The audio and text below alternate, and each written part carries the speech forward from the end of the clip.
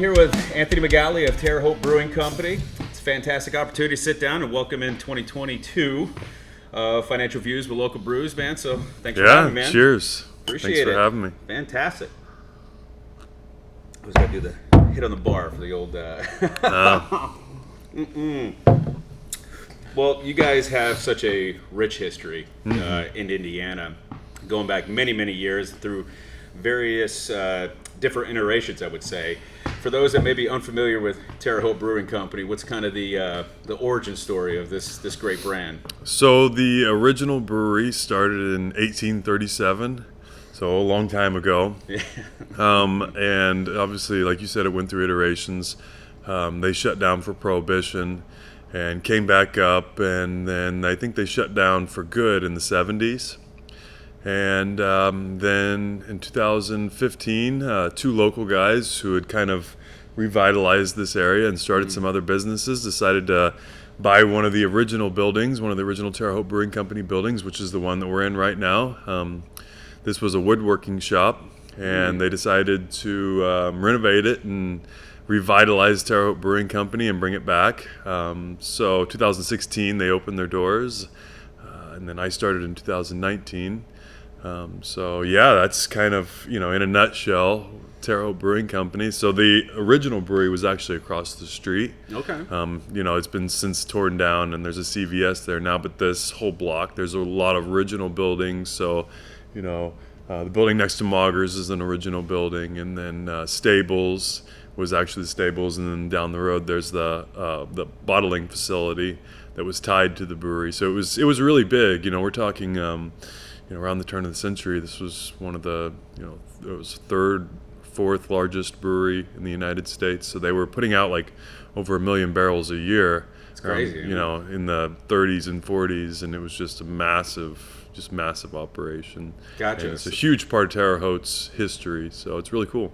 That's awesome, man, because you read into the backstory, you hear about the Champagne Velvet, and that recipe was found, and then you guys sold it to Upland, and then the new owners that you talked about kind of revitalized it. And I love the creativity, because I think that's, as I say in almost all my podcasts, is like the craft brew universe is so full of creativity, and that's emblematic of the names of all the beers that you guys have. Sure. So yeah. Obviously I like Madam Brown here and the Brown Aged Ale, but what goes into creating the names here at Terre Haute Brewing Company? Do you guys have a process, or is it kind not really? Yeah.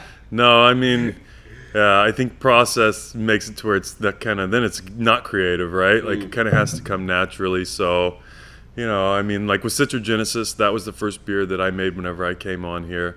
So it's all Citra hopped, so Citra, and then Genesis being, it was the first beer that I brewed here. So that one came about from that. And, Madam Brown was a local legend, so a lot of it is like there's ties to Terre Haute, and then other ones is just kind of like, Powerline. Like I was a big fan of the Goofy movie whenever I was a kid, and, so we wanted to do use Powerline. He was like the famous musician in the movie. I don't know if you remember. No, I'm not familiar with it, man. Yeah. So just, it can be a million different things. But sometimes there are some real thought and that goes behind them, like Crossroads. Terre Haute is the Crossroads of America. Well, Indiana's the Crossroads of America, but specifically a spot just down the road, 7th and Wabash, is considered the Crossroads of America. So we use that and kind of tie in there, and you can see with the graphics that it's like a red barn with a basketball goal. So there's some ties to Indiana. But yeah, it can be a lot of different things that the names come from. Sometimes it's just we're sitting in a backyard and you see something that sounds like a good name, and you're like, all right, that's it. Oh, that's funny. That seems to be a pattern with a lot of the breweries that I talk with. There's no real process. I think you try to get too regimented, or you don't want to get into the legal waters of a similar name and things like that. Well, as the head brewer here, you're kind of a mad scientist. You're making new blends, but what was the first specific craft brew that kind of hooked you to make you think that maybe it's going to be more of my life?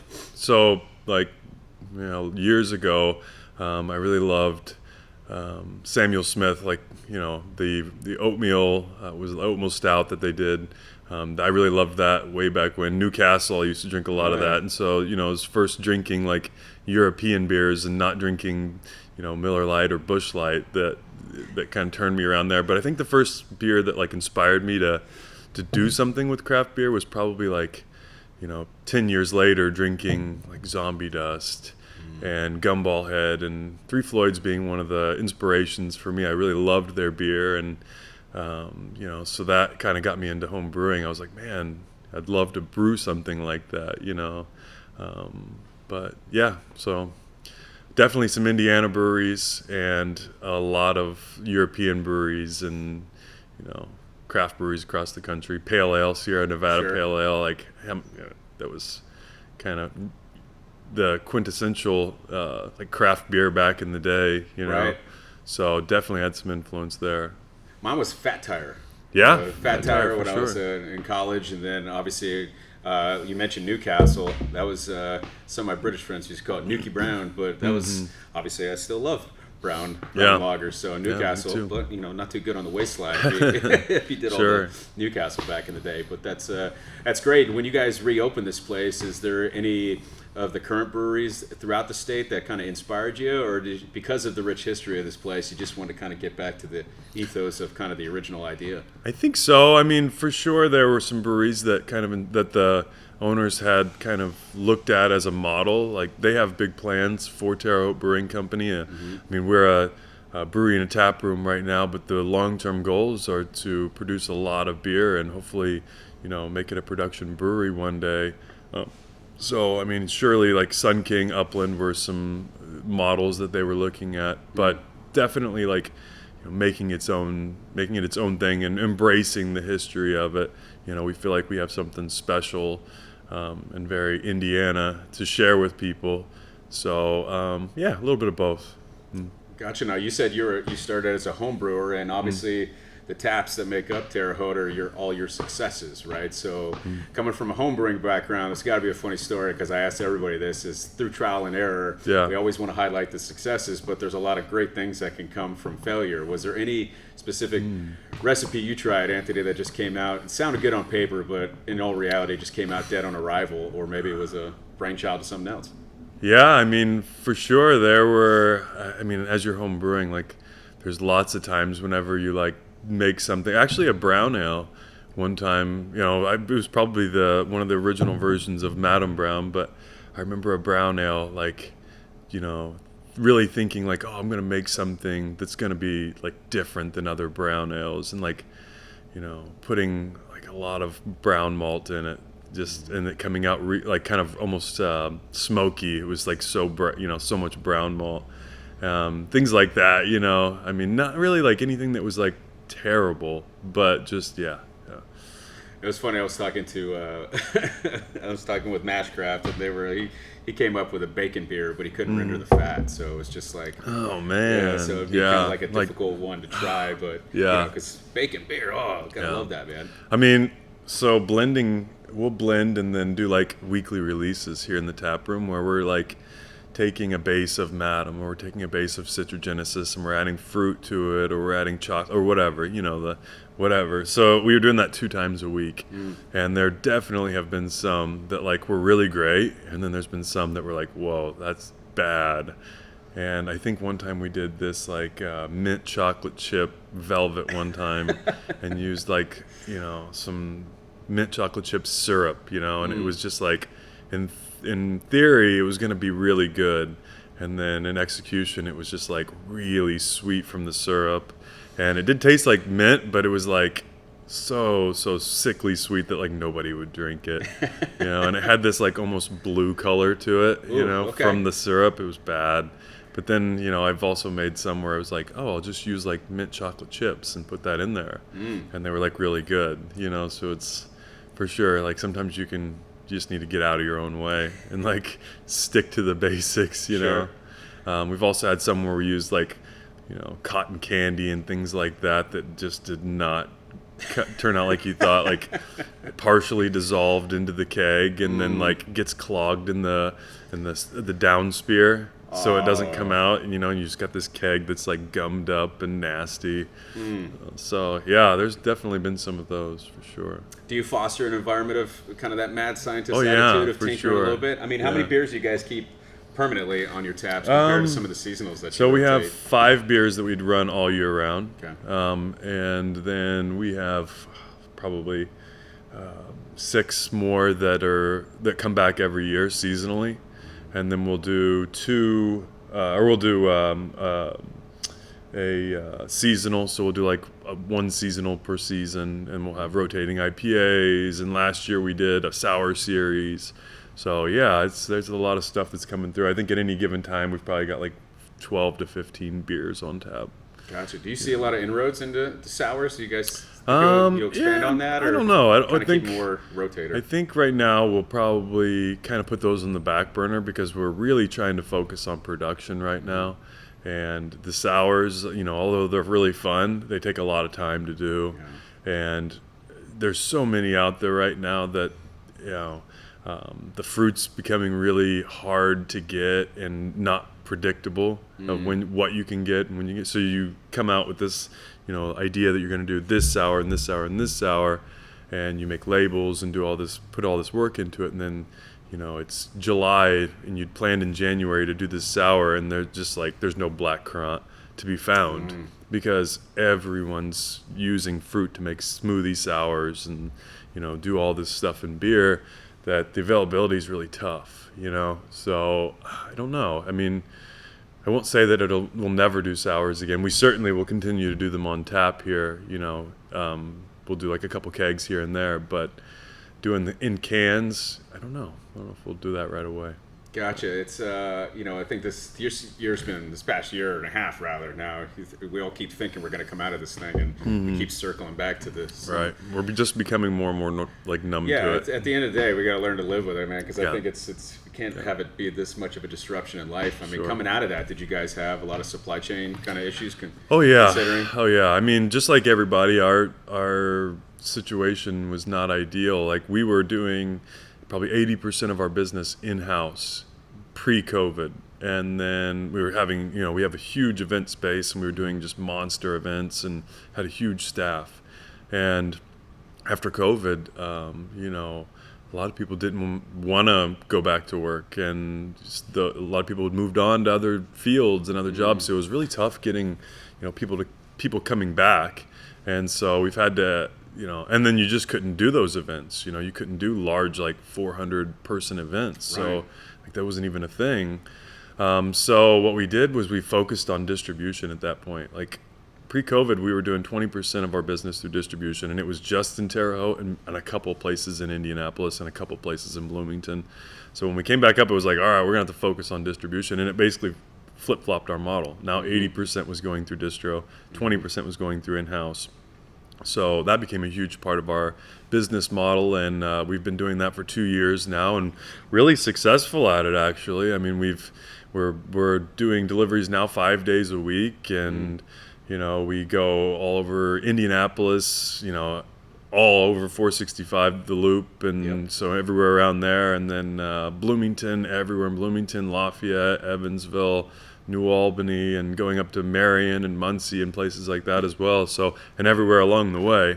So we've kind of built this like pretty large distribution chain, and that's how we've been able to kind of adapt, which was no small feat, because it was, we came into this and it was like, well, we're brewers, we're not logistics managers, but you do what you have to do, right? I mean, you want the business to be successful, and that's what you have to do. So, but luckily we're actually getting ready to sign with Zinc. Well, I think we just about have. So, February 1st, we should be like gung-ho with Zinc, and so that's going to take a lot of that distribution off of our plates, and we can start to really focus on what we do well, which is brew beer. So that's fantastic, because it's one of these things where I talk with a lot of guys, and I work with a lot of business owners in my day to day as a financial advisor and whatnot, and you realize that what started as a passion becomes like you brew beer, but now you're a manufacturer. Sure. That's the business, right? And then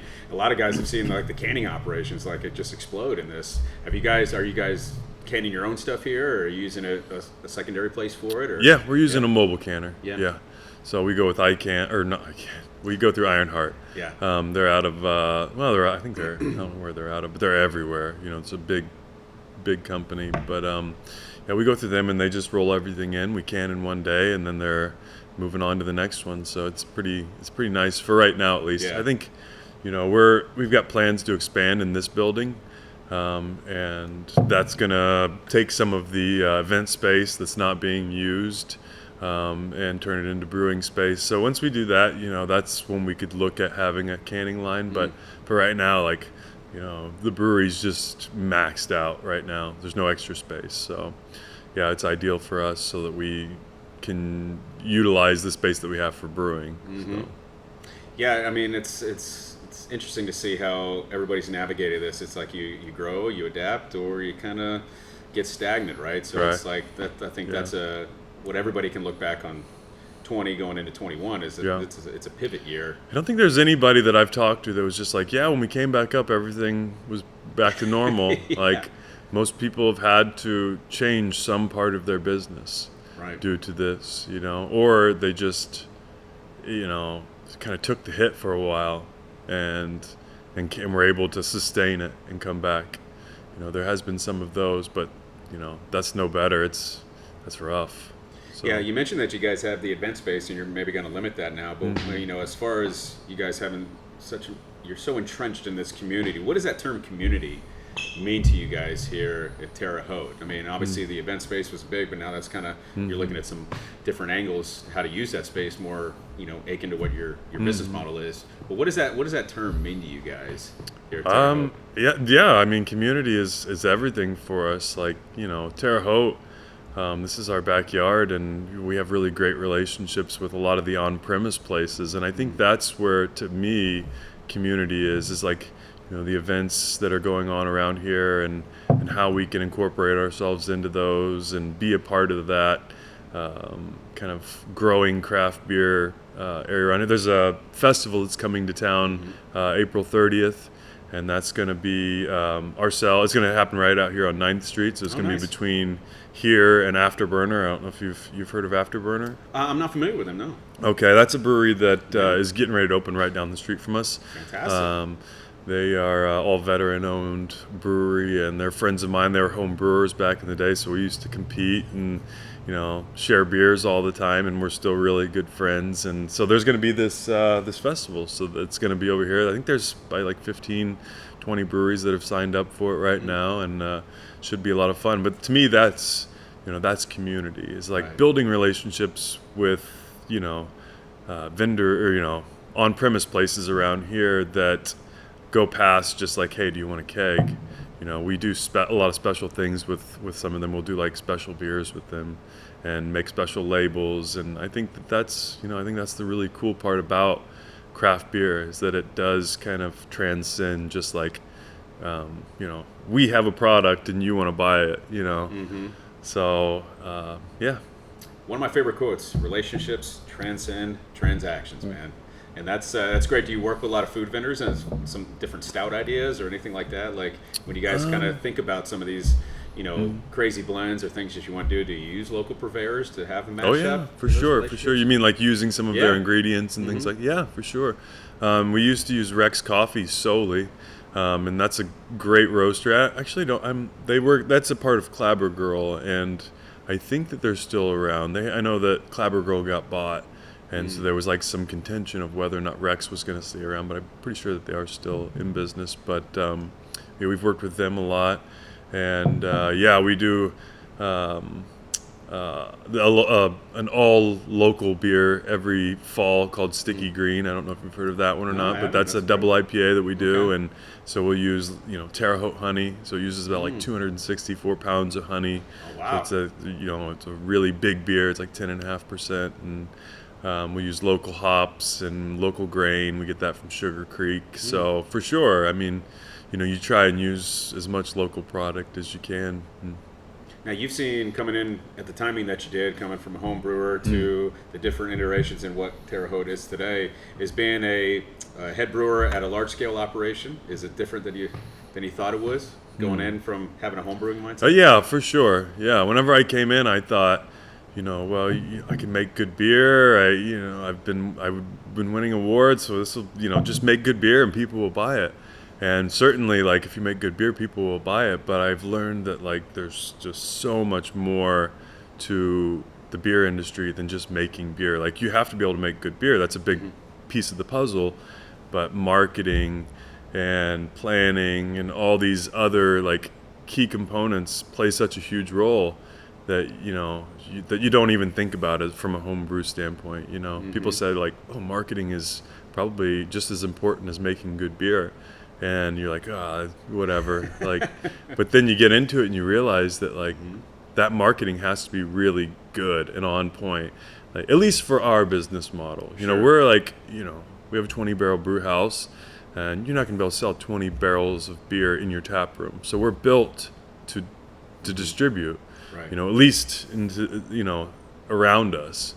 And so, yeah, I mean, in order to distribute, like, marketing has to be a huge part of your business plan. And so, yeah, seeing how important that was a real eye opener to me, for sure. Now, do you guys do that in house, or do you bring in somebody from the outside to kind of give you some pointers? We go through a company called BOCO. Okay. Yeah, and so they're local.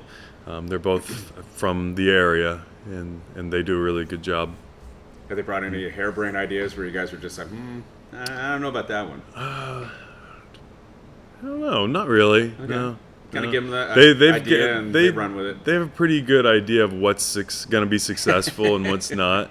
And, I keep an eye on different breweries and what's kind of what the trends are. So we kind of marry that and yeah, it works. Now, you mentioned the festival that you guys got coming up in April. Do you guys participate in a lot of them? I mean, I got to taste some of your Way Out stuff at Pax Verum's Way Out Fest. And yeah, those are some interesting blends, man. You guys have big plans to participate in. Oh yeah, a lot of the events this year. Yeah, I mean, that goes right along with marketing, right? Like, so you have to do those things. So we're gonna be. I think we've got like 6 or 7 on right now, and that's just kind of through the first part of the year. So. Yeah, we'll be all over at all the festivals that we can make. So we've got Winterfest coming up here in that's just a couple weeks away. Yeah, it's not that far. Yeah, I was gonna say. And then Frigid Digits after that at Centerpoint Brewing Company. And then I think there's one Cornerstone in Muncie. That's one that I had never heard of. So that's my first year for that one, at least for me. I don't know if it is the first year for that one, but we'll be there. So yeah, I mean, we'll be all over the state all year. So that's fantastic. Yeah. Do you guys have like a staple of lineups that you try to bring to those, or do you try to throw in some? We usually try and throw in a seasonal. Yeah. We try and throw in a couple of our regular beers, and then like a rotating IPA. Because those are all, and it really depends on like when it is too. Like Frigid Digits and Winterfest, like we'll probably try and throw some more stouts on and some big beers. But summertime, like, it's going to be all light, sessionable stuff. Gotcha. Now, is there any trends in the space that you see right now that you guys are kind of eyeballing to say, I'm excited about that one, maybe not sure of that one? I mean, obviously, there's this inflection point, it seems, where a lot of the breweries that get to a certain size, they become a brewer to a more of a beverage company where they bring in spirits or they bring in seltzers or all these things. Right. What are some of the trends that you guys are seeing that you may start to take advantage of or get into or maybe just dip your toes into? So, obviously seltzers are big right now, and I think that's going to continue to be popular. I don't think we're going to go down that road. Another thing that I've seen like that's really grown in popularity is like fruited pilsners. Or just like not necessarily fruited pilsners, but like fruited light beers, not necessarily a pilsner. And I think we're going to try and do one of those this spring. So we had this beer that was really popular. It was a weekly release. It was called Street Justice. And this is one of those ones where you talk about like where a name came from. This was a really good one.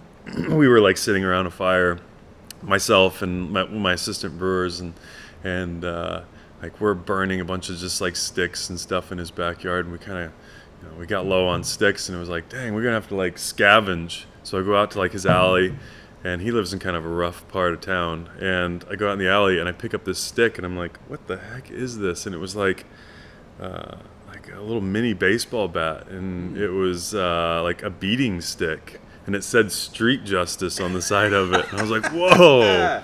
It's like, "Damn, dude! Found Like, gold. look at this thing!" And so I showed it to him, and he was like, "That'd be a cool name for a beer," you know. And the next day, I'd been planning to make this beer that was going to have cherry juice and blood orange in it. So I was like, "Oh, that's going to be Street Justice." Nice. So that came the name for that, and so we're going to use the base is going to be a Pilsner, and this go around, and we're getting ready to release this one probably later this week. But yeah, it's going to be called Street Justice, and I think we might end up seeing that one in cans. That's good. well. I the first time I had kind of a fruity Pilsner, I think it was 4-Day Ray. Brian let me try this blood orange, and it had an interesting taste to Yeah. it. I think I might got an old school palate, man. Even some of the bourbon blend, Yeah. the beer, my palate likes bourbon or likes beer. When I Right. mash them up, it doesn't necessarily work for me, but it works for a lot of people, right? Yeah. So Yeah. well, that's interesting, man. So that's good. So you guys got a lot of festival activity. I hope it comes back, especially if they're all outside, man. Yeah. Why Oh, they're not going to slow down this year. I mean, last year there was a ton of them. I mean, Yeah. there were certainly some last year that didn't happen because of COVID, but there was a lot of them that happened last year. So I think this year's going to be like pretty well back to normal. Yeah. As far as the beer festivals go. I think everybody's hoping that, man. Yeah. I think everybody's hoping that. All right, it's I find in my daily life as an advisor, I often tell my clients there's just 4 challenges to kind of creating wealth and independent for yourself, and one of those is organization. As you guys sit here as a brewery trying to navigate what you just came out of and the exciting things that you got going on, what's a challenge that you're marking as kind of hurdle number 1 that you need to kind of cover as we kind of get out For the right- gate here in 2022? For us right now, I think our big thing's going to be production, Yeah. and so signing with the distributor, I think that's going to put a lot of pressure on us to really bump up production. Last year we were, I wouldn't say we were maxed out last year. We could put out more, but we're going to have to expand in this building, and we're going to have to do it fast. We're expecting a lot of growth going through distributor, and we're going to have to match that. So I think that's going to be a big hurdle for us, is like undertaking that challenge, because there's so much to it. Besides just renovation and doing that, you've got to upgrade a lot of things in this old building. So I think that'll be a hurdle for us this year. Yeah, it's just kind of trying to keep up. Gotcha. The as far as expansion, are you guys gonna think you're gonna have to buy a whole new suite of equipment, try to refurbish some existing stuff to kind of meet the demand, or We'll buy new stuff. Yeah. Yeah. I mean, we'll have to buy new tanks, and I mean, it's depends on what we're talking about, right? Like, I mean, if we're needing, it depends on what it is. Yeah, tanks will look everywhere, so we might have to buy used. I mean, stainless is really hard to find right now, and I know tanks are really far out, so we might have better bet looking on the used market. But yeah, it kind of depends on what we're looking for. Understood. Now you guys you used to have the kitchen, and now you're kind of doing these. You got Taste of Tays in here now, and kind of on a go forward basis. Obviously, coming out of what we experienced, a lot more guys are going to the food truck idea, bringing in stuff. Was that kind of the reason why you guys decided to go that route, as opposed to having the kitchen, is just to cycle new tastes that maybe pair well with your beers, or was it something that, hey, we just a beer crowd likes to nosh on some stuff every once and again when they get a couple glasses in them? So what was the idea about bringing in kind of like a Taste of Tays and rotating them out as opposed to the kitchen? Yeah, so I mean, a little bit of it was like kind of it was forced our hand, I mean, with like I've talked about a little bit earlier with COVID, everybody was laid off for a while, and the kitchen, I mean, obviously was all laid off, and so people kind of moved on, and and then kind of starting it up was a real challenge. We didn't have the infrastructure to do it, so we kind of scrapped it, and then talked about bringing it back, and I think in the end it was just like, let's rent that space out, let's get some cool vendors in here, let's give somebody the opportunity to kind of build something, right? Like, so the space, like, we rent it out to, we want to find somebody, obviously, that their food pairs with our beer well, but we want them to like basically own it and run their own business out of our building, and it is kind of cool. We've had a barbecue place in here, and now we have Taste of Tays, so it's kind of interesting to like get different to have the menu be something that's kind of rotating, you know, and hopefully Taste of Taste sticks around. Their food's really good, and you know, they do a good job. So I'm looking forward to them being around. And there's no timeline, you know. It's not like we sign a certain year contract. I mean, if it's working, it's working. If it's not, it's not. So yeah. Now, is Taste of Taste a local place? I'm not too familiar with it. Yeah. He was doing a food truck for a while. Okay. And then was kind of, I don't know if he was like actively looking for a building, but whenever the opportunity presented itself, he was like, yeah, let's, you know, I'll try it out. So, and it's been working well. That's great. That's great. So what, other than kind of just expanding the brewery operation, do you guys have any ideas that you want to use this event space for anything? Has anybody approached you here in the short term, or is it just like, here's our line in the sand, we're going in this direction? I mean, we use it. We'll use, but the events just aren't what they were, you know. We're not doing like big ticketed events. Like we would do like Pauly Shore and, you know, like comedy shows and Hairbangers Ball that were like these really big events, like 600-person events. Okay.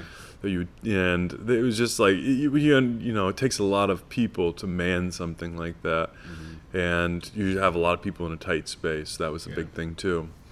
So yeah, it just wasn't, isn't something that we really wanted to take on. You know, the events are great. Like they bring in a lot of revenue and they're a lot of fun, but only if you can do it right, you know, and we aren't able to do it right now, you know, so, we really want to just focus on beer instead of trying to make this like experience here, you know, this like 360 experience where, you know, you've got a tap room and events and a kitchen and all this stuff, and it's all these moving parts that it's just, you know, you've got to have a really like big team of managers and staff and all this stuff, and you know, our ownership's kind of decentralized. And so it doesn't make sense for us, you know. We don't like have the ability to just kind of go out and search for talent to manage those things, you know what I mean? So it's just like, let's just focus on beer, you know. That's what we are. That's what Terre Haute Brewing Company's always been. Why are we trying to be like this event space? Like there's plenty of event spaces out there. You know, we've got this building and we can't keep up with how much beer we need to sell right now, so let's like use the space to brew beer, you know. So it was just, that's an easy decision, you know. The space is more valuable as brewing space than it is event space, you know. If that wasn't the case, then I think for sure we would focus on those events, you know, and that's certainly what we did at one time. You know, was the events were really kind of helping to float everything, you know, but now we're kind of in a different position. So, and that's a good thing, you know. Sure. That's a good thing that we don't have to focus on the events. We don't need the events, you know. So, I personally am looking forward to not having that, you know, because it's a lot, you know. Yeah, I can imagine. You know, let me ask you this. So, you know, part of my job on a day-to-day basis is education, guidance, and counseling, right? So coming from a home brewing background to now being a head brewer of a fantastic brand here in the state of Indiana, you know, when I remember talking with Dave Colt and the guys at Triton, and it's like when they started, there was maybe 25, maybe, breweries in the state. Now there's north of 180. If you had somebody that come to you and say, you know, Anthony, I'm thinking about opening up a brewery, and you know, I want to kind of cross the T's and dot the I's, what guidance, what advice would you give to that person that would walk in through these doors today and ask you that question? Like, do you really want to do it? You know, is there a more wise way to spend your money? No, you have to have, like, it's got to be a passion project. You know, I heard this saying, it was like, how do you make $1 million in the brewing industry? It was like, start with 10 million. And that's the truth. For sure. It's, you know, you have to, because you don't really make any money until you get to, you know, 3,000 to 5,000 barrels a year. So that's a lot, and that's a lot. So I think most of the breweries that are smaller than that are kind of just floating and kind of try, you know, unless you have like a model where you're selling everything in-house and it's really popular and you're like in a great spot. So that's what I would say is, like, you know, really think about your business plan. what do you want to be, not just now, but what do you want to be in 5 years? What do you want to be in 10 years? And what's it going to take to get there? Do you have the capital? Like, how are you going to get that capital? Because, a lot of the times breweries tend to be people who are passionate about brewing, and they don't have a lot of investors. They like to brew, and Sure. a lot of them float their retirements and things like that on it. So it's like, do you have the capital right now to get to a spot where you will be able to put money away to make it to that next goal? Or how do you plan to do that? Do you plan to pick up investors? So that's what I would say is, like, look at the business plan. Yeah. Because if you are committed to it and you're making good beer and you know how to do all that, then marketing is really important. So make sure that there's room in the budget for that if that's what your goal is immediately. Like, if you're going to do any kind of distribution, you're going to need some kind of marketing. And if you're not, then, like we talked about, make sure your area is good, because starting a tap room right now is risky business. So yeah, just like make sure you have a good business plan, and make sure you're ready to work a lot of hours. As an owner, I could certainly see that. You're going to have to put in a lot of sweat equity. Understood. Well, all right. Last question. Yeah. When I sit down with prospects or clients for the first time, I always ask them this cornerstone question: is, you mentioned 5 and 10 years as far as the business planning, but I like looking at 3 years. And I ask somebody, what would need to take place in the next 3 years? It could be professionally, financially, emotionally, that if we decided to work together, we met again 3 years down the road. What would you want to see take place that we could look back and say, one, our time spent was valuable and we're on the right track? As you guys kind of come out of the muck and mire that was 2021 and we're moving into 2022, if we sat down for another podcast in 3 years, Anthony, what would you want to see Terre Haute accomplish that we can look back and say, yeah, we're doing it, man? In 3 years, I would like to see that, like, obviously the expansion is completely done. And then when that expansion gets done, I mean, this building, I'd say we have the capacity to brew 10 to 15,000 barrels. In 3 years, I don't know if 10 to 15,000 barrels is, like, realistic. That might be a little bit further out. It's hard to say, really, Right. But I would say come back in 3 years and hopefully we'll be doing like 5 to 7,000 barrels a year. That would be like, all right, we'll be successful, and we'll be having a really positive conversation. Well, that's fantastic, man. Well, that's a great way to end it, man. I appreciate your time, Anthony. Thanks for having me in your house. Thank you. Everybody, come check them out. Terre Haute Brewing Company, and of course in Terre Haute, Indiana. Great establishment, great place, and even better, beer. Well, that's it for this week's episode. I hope you enjoyed the conversation as much as I did. For the latest on financial views with local brews, please check out our website at financialviewswithlocalbrews.com. You can also find us on YouTube via our channel there under the same name, Financial Views with Local Brews, as well as follow us on all of our social media platforms like Instagram, Facebook, where you can like and connect with us throughout the craft beer universe that we're trying to explore here in the great state of Indiana. As always, cheers. The next round's on me, and I look forward to seeing you for future episodes. Bye, everyone.